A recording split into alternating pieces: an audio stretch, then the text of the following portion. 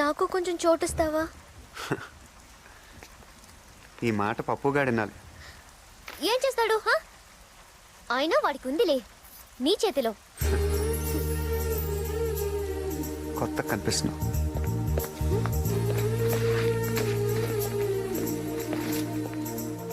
పదా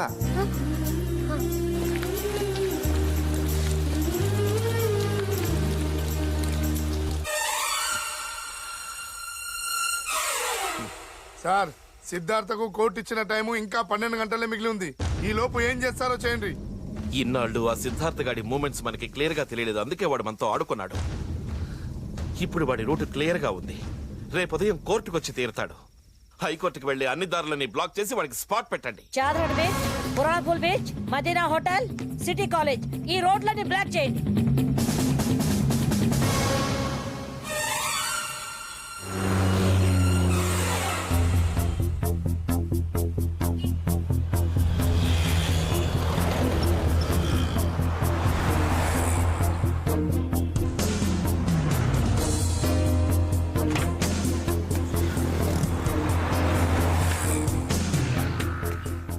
యువత రాజకీయాల్లోకి రావాలి అన్న నినాదంతో ముందుకొచ్చి హోమ్ మినిస్టర్ పప్పు యాదవ్పై బాంబు దాడి చేసి ఆపై అతనికి కాబోయే భార్యను కిడ్నాప్ చేసి రాష్ట్రంలో సంచలనం సృష్టించిన నిందితుడు చెరుకూరి సిద్ధార్థకు లొంగిపోవటానికి హైకోర్టు ఇచ్చిన గడువు మరో 10 నిమిషాల్లో ముగుస్తుండగా కోర్టులో హాజరు కావలసిన సిద్ధార్థ ప్రస్తుతం మన స్టూడియోలో ఉన్నారు. ఇందుకు దారితీసిన పరిస్థితులను అతని మాటల్లోనే ఈ ప్రత్యక్ష ప్రసారంలో తెలుసుకుందాం.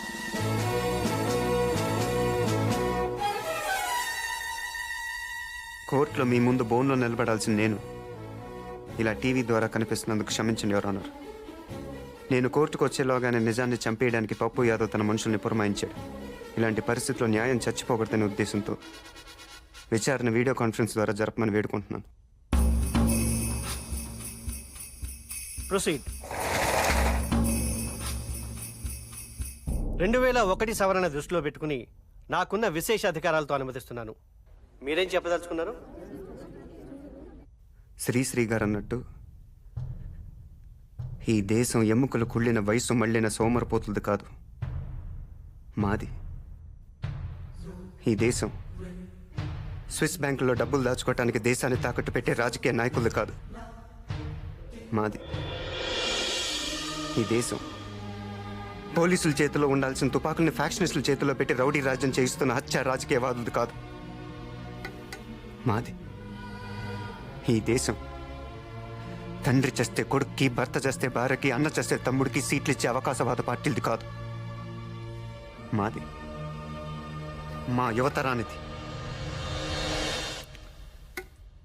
అని ఎలాంటి భూమి మాకు అప్పచెప్పాలనుకుంటున్నారు? రెండో ప్రపంచ యుద్ధంలో అణుబాంబులు పడిన తర్వాత పనికి రాకుండా పోయిన హిరోషిమా నాగసాకి లాంటి భూమిన? కురుక్షేత్ర యుద్ధం తర్వాత ధర్మరాజుకు వచ్చిన నెత్తుటి భూమిన? వద్దు, మాకొద్దు.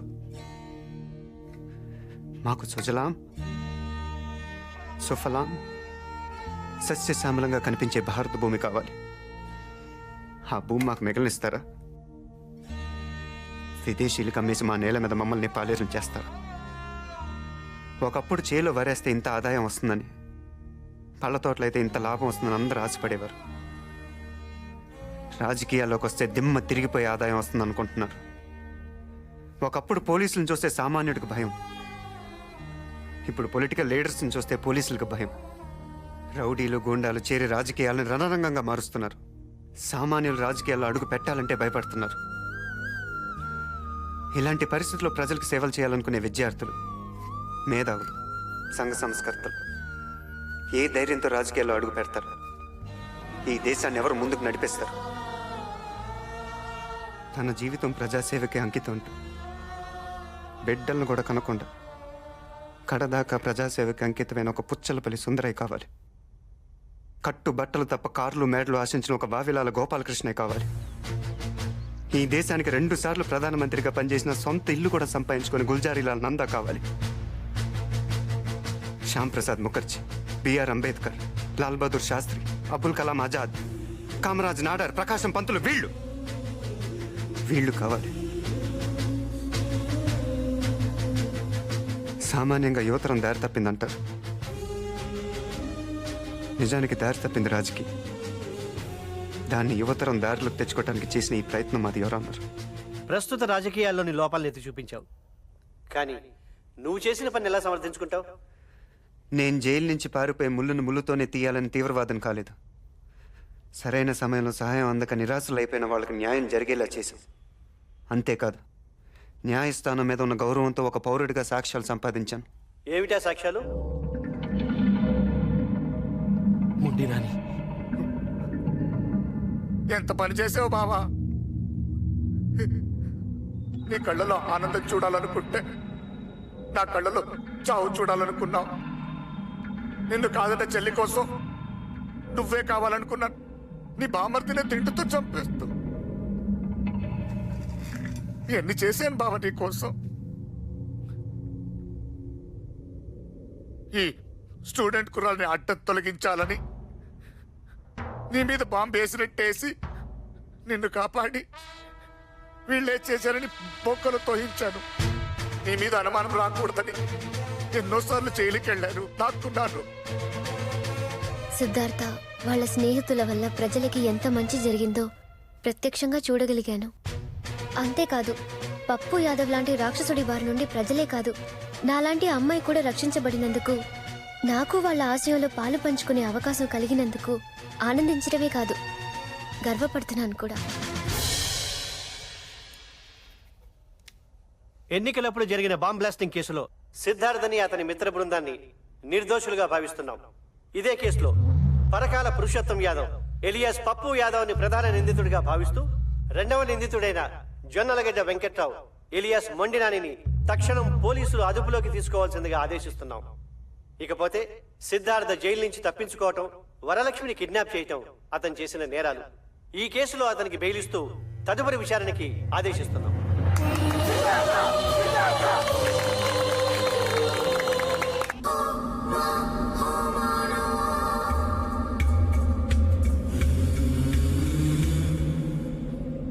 ఇది నా ఒక్కడి గెలుపు కాదు, మనందరి. ఆంధ్రప్రదేశ్లో ఉన్న అన్ని యూనివర్సిటీ స్టూడెంట్స్కి ఇదే నా పిలుపు. రండి, రాజకీయ గోండాల్ని తరిమి తరిమి కొడతాం.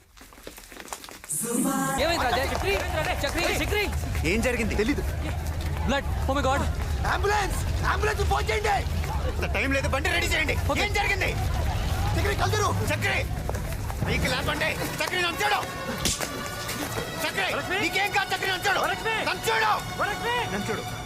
వరలక్ష్మి కనపట్లేదు. కళ్ళు తెరవరా, నీకేం కాదురా. పప్పు యాదవ్ నుంచి ఫోన్. నీకేం కాదురా, కళ్ళు తెరవరా. బండి వస్తుందా? వస్తుందిరా. పోయాడు వాడొక్కడే కాదురా, మీ అందరి గతి అంతే. ఇప్పుడు చూద్దు గాని, ఇన్నాళ్ళు వరలక్ష్మిని అడ్డం పెట్టుకుని నన్ను ఆడించావు, ఇప్పుడు అదే వరలక్ష్మితో నిన్ను ఆడిస్తాను. దమ్ముంటే అలా చూసుకుందా రా.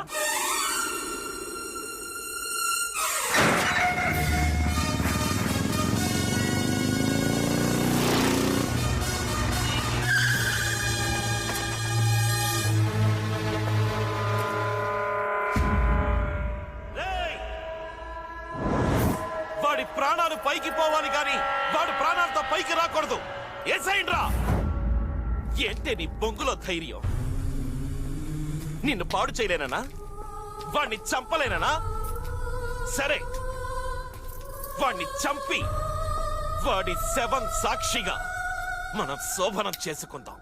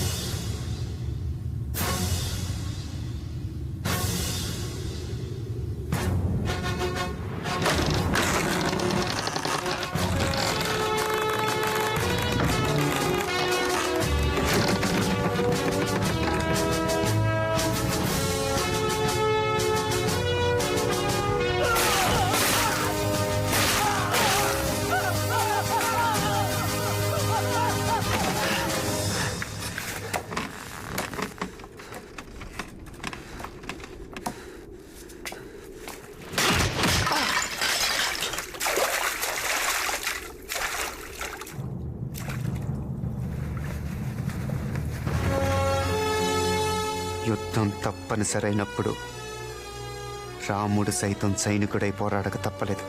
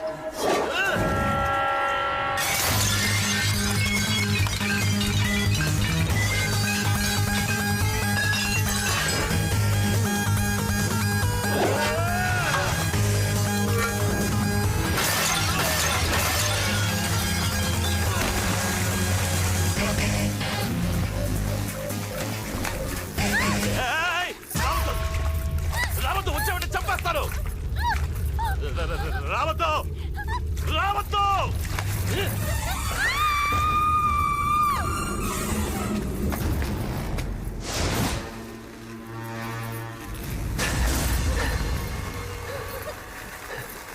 నువ్వు చస్తావు రాయ్, నువ్వు చస్తావు. అయిపోయావురా, అయిపోయావు.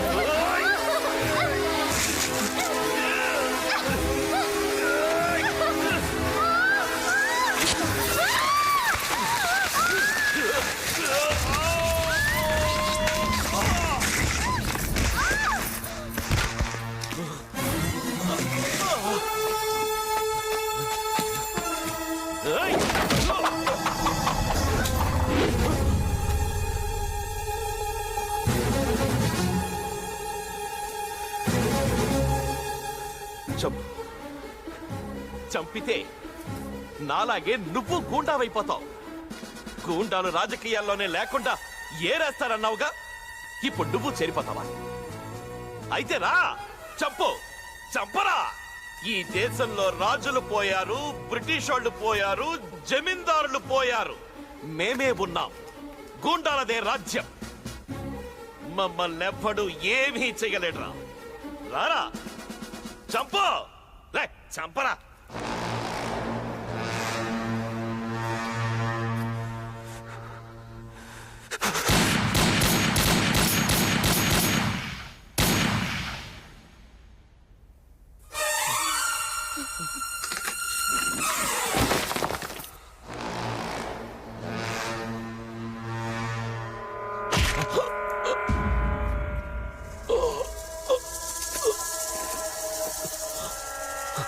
నా చేతిలో ఆయుధానిది, నన్నే పొడుస్తావురా? పాములతో ఆడుకున్నవాడు పాము కరిచి చేస్తాడంట. నీది అదే చెప్పు. నాకు చేసిన ద్రోహానికి ఇదే నీకు శిక్ష. ఇన్నాళ్ళు బామర్తిని ప్రేమగా పిలిచావు. నీకు మేలు చేస్తా. సుఖంగా చచ్చి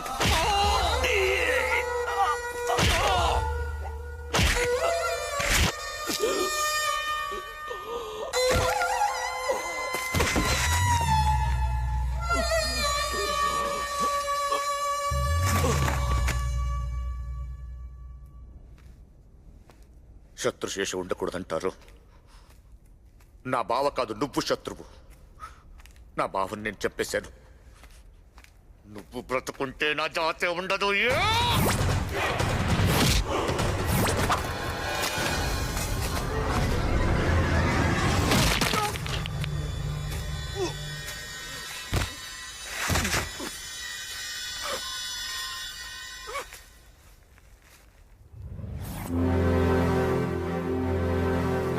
మొత్తానికి గెలిచి సీటు దక్కించుకున్నావయ్యా. కంగ్రాచులేషన్స్. ఇది నీకయ్యా. వద్దా? సర్లే, మీ పాచు గోల పిల్లకాయలు ఏం బీగుతారనుకున్నా కానీ మరి మొట్టికాయ వేసోళ్ళ అన్నట్టు. ఇదిగో ఇంగులుడికమంటూ ఈ పిల్లకాయ ఒక్కడు అసెంబ్లీలో ఏం బీగుతాడు కానీ అని మా పార్టీలో చేర్పించేసేయి. ఖాళీగా ఏముందబ్బా? ఒక డిప్యూటీ మినిస్టర్ ఖాళీగా ఉన్నోళ్ళ అది పడేస్తా. నువ్వు మాత్రం మా పార్టీకి ఫుల్లుగా సపోర్ట్ ఇచ్చావనుకో, వచ్చే జనరల్ ఎలక్షన్ లో మన ఇద్దరం కలిసి చెడుగుడు ఆడుకోవచ్చు. ఆటలు సాగనివ్వకూడదనే మేము ఇక్కడికి వచ్చింది. అదే కదా నేను చెప్పేదే. ఒంటికాయ చొంటి కొమ్ముగాడు ఈడిపీకేదే ఉంది లోపల. మీ అసెంబ్లీలో ఎన్ని సీట్లు? ఓ అట్ట చేతులు ఆడబాకవయ్యా. నేను సీఎంనయ్యా. ఆ మాత్రం నాకు తెలవదా ఏంది? 294 కదా. ఎలా లెక్క పెడతారు? ఎలాగేముంది? 1 2 3. కోటి అంకల్ లెక్క పెట్టాలన్నా మొదలు పెట్టాల్సింది 1తోనే. అదరా లోపల తేల్చాల్సిన లెక్కలు చాలా ఉన్నాయి.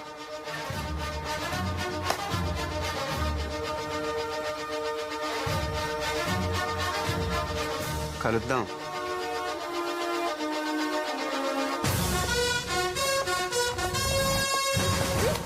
ఇటెక్కడికి? పదా.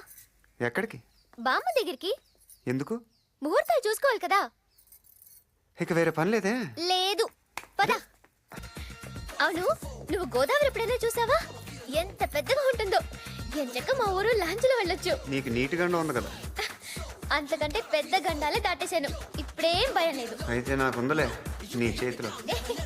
అవును, చెప్పడం మర్చిపోయాను. మీ అమ్మ, నాన్న, అక్కయ్య, బావ పిల్లలు అంతా కూడా పోలవరం వచ్చేస్తున్నారు. నేను అన్ని మాట్లాడేసానులే, నువ్వేం కంగారు పడక్కర్లేదు. ఓహో, ఫోన్లోనే వాళ్ళ దగ్గర సర్టిఫికెట్లు కొట్టేసాం అనమాట. సర్ఫ్ టికెట్ కాదు, సర్టిఫికెట్. కాదు, సర్టిఫికెట్ కాదు, సర్టిఫికెట్. సర్టిఫికెట్ కాదు, సర్టిఫికెట్. సర్టిఫికెట్ అని చెప్పాను కదా. ఓహో, నీకు రాదు, వదిలే.